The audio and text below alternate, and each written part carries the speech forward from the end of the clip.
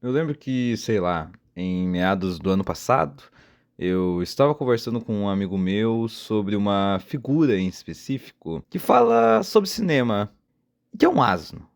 Não é necessário citar o amigo, muito menos citar a figura. Mas houve um diálogo mais ou menos assim.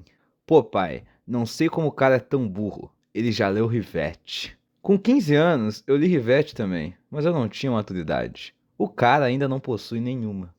Para fazer uma meia-culpa, o meu argumento não é que se você lê ou consome tal coisa, você é inteligente. Tipo, os meus pais assinavam a revista Veja só por causa desse tipo de argumento, a população vê a Globo por causa disso, etc. Também não preciso vir citar o Terry Eagleton no livro do Introdução à Teoria Literária falando que os nazistas liam Goethe.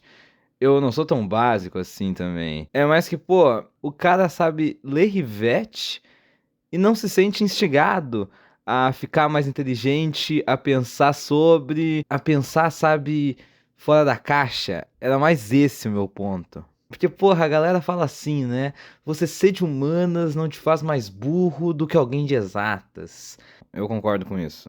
Só que, bah, eu falo com quem faz, sabe, medicina, matemática, biologia, computação, enfim, pô, a pessoa tem que estar avançando, sabe? Aprendendo mais direto para poder se formar, trabalhar, ser uma referência. Daí no cinema, por exemplo, tu pode só ler o da abjeção e usar uns cacoete aí da turma boa, assistir um Godard até a metade e tá pronto.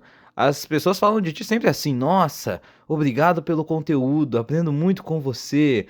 Ou, né, ele é uma referência quando fala de cinema, porque ele faz vídeos no YouTube sobre.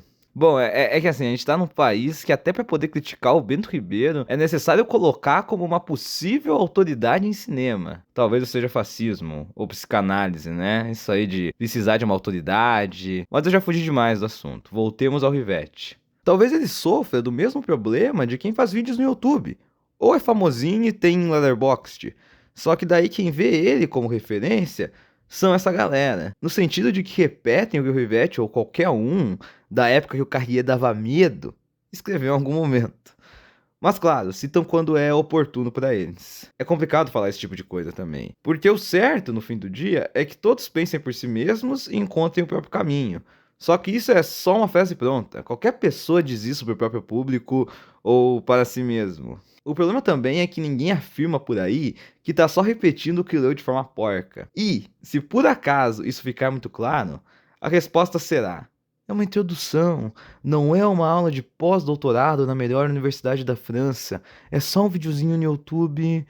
Enfim, realmente o YouTube é medíocre, isso é fato. Eu até queria falar daí, né, tipo, as pessoas públicas que tu percebe, sabe, que só repercutem o que Marx ou Lenin falaram em algum texto de forma ruim e simplória. Um parênteses aqui, que fique claro, o problema não é ser simples. O problema é ser simples como uma desculpa para ser medíocre. Para conseguir evidenciar isso, acho interessante citar a coisa que esse canal mais fala: cinema. Ainda mais essa, que é uma área em que as referências e brincar com um filme antigo, mesmo que seja de forma vazia, pega bem entre o público. Daí, tipo, partiremos de Robert Bresson, o cineasta francês. Um dos grandes porta-vozes do seu cinema aqui pela América é o cineasta norte-americano Paul Schrader, ou então o roteirista de Taxi Driver. Ele tem uma visão bem específica sobre o cinema do Bresson, expressa nesse livro. Não irei citar nada do livro, mas o Schrader fez, por exemplo, 4 filmes que terminam da mesma forma que um dos filmes mais famosos do Bresson, O Batedor de Carteiras. E assim, os filmes dele remetem ao Bresson em pontos simplesmente temáticos. Alguns temas do enredo que podem se repetir aqui e ali, um elemento importante para os filmes que pode estar presente no enredo de algum personagem e uma similaridade nas imagens. Um exemplo, em alguns filmes o Schrader usa closes em mãos, o Bresson também usa, mas é uma similaridade que está apenas no tema do plano. A construção fílmica do Bresson, a articulação do francês com os elementos do filme, isso o Schrader não opta por buscar. Agora, filmes como os do Godard, ao meu ver, a partir ali do fim dos anos 60 principalmente, e que vai por todo o resto da carreira dele, que é a minúcia do trabalho dele com o som, o suspense ou qualquer sentimento que o som pode causar no filme em conjunto com a imagem, por revelar algo que sozinha a imagem não revela, Isso sim é bressoniano. Assim como o Othon, do Straub e da Rouillet, que em seu trabalho, pegando o enredo de uma peça que se passa na Roma Antiga, mantendo as mesmas vestimentas e a forma de falar da época, porém usando o cenário da Roma atual. Roma essa que só aparece pelos carros ao fundo da imagem e pelo som dos mesmos carros, que disputam a atenção do ouvido com a fala. Isso também é bressoniano. E a mesma coisa pode ser dita do trabalho do som que o Romero usa em seus filmes, muito bem exposta nessa review do meu amigo Victor no Letterboxd. Deixarei o link na descrição, é uma review muito boa para poder começar um debate acerca desse tema. O que eu quero dizer ao pegar esses exemplos de pessoas que partem de um mesmo local é que uma forma de diferenciar certos repetidores de assuntos, quem só leu ali, mas não amadureceu a leitura, daqueles que realmente refletiram sobre o que leram, é ver quem mais se aproxima da articulação do local que está partindo, do raciocínio, etc. É ver se a pessoa está pegando temas que são caras do local que ela está partindo, ou se está tomando emprestado fórmulas que são caras ao local.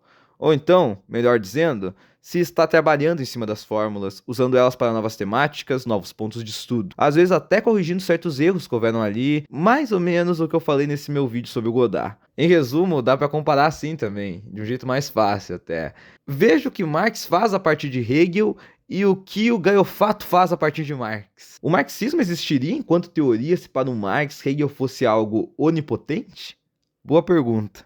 Ou então, tipo, aquele humorista americano de esquerda, o George Carlin, que eu gosto muito, eu tenho muito mais interesse em ouvir o pouco que o Petri disse sobre o Carlin do que ver uma palestra do Thiago Santinelli sobre. Porque o Petri é bem mais interessado na construção da piada do Carlin, no tempo dele, na entonação, na presença de palco, na performance, do que o Santinelli, que tá só interessado, sabe, em repetir certos temas, assuntos e motivos que estão presentes só nos momentos mais chamativos, sabe? Usar a comédia como nada mais do que um slogan para poder repassar uma ideia. E o meu problema não é com a ideia do Santinelli, só que, tipo, pra ser bom de assistir, tem que haver construção, né?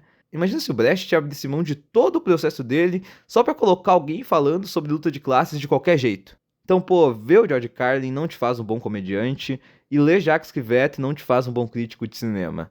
Ler é só uma ação. Qualquer pessoa alfabetizada pode ler o Rivette. Talvez tenham mais dificuldade, não gostem, mas saber ler vão. Sei lá, tenho que tirar desse argumento ainda. É que agora eu vou acabar falando o que todo mundo fala.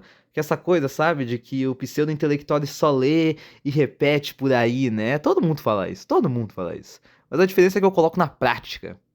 Enfim, muito disso, de tudo que eu falei, tu percebe olhando, sabe, a postura da pessoa, a forma que ela fala, sabe?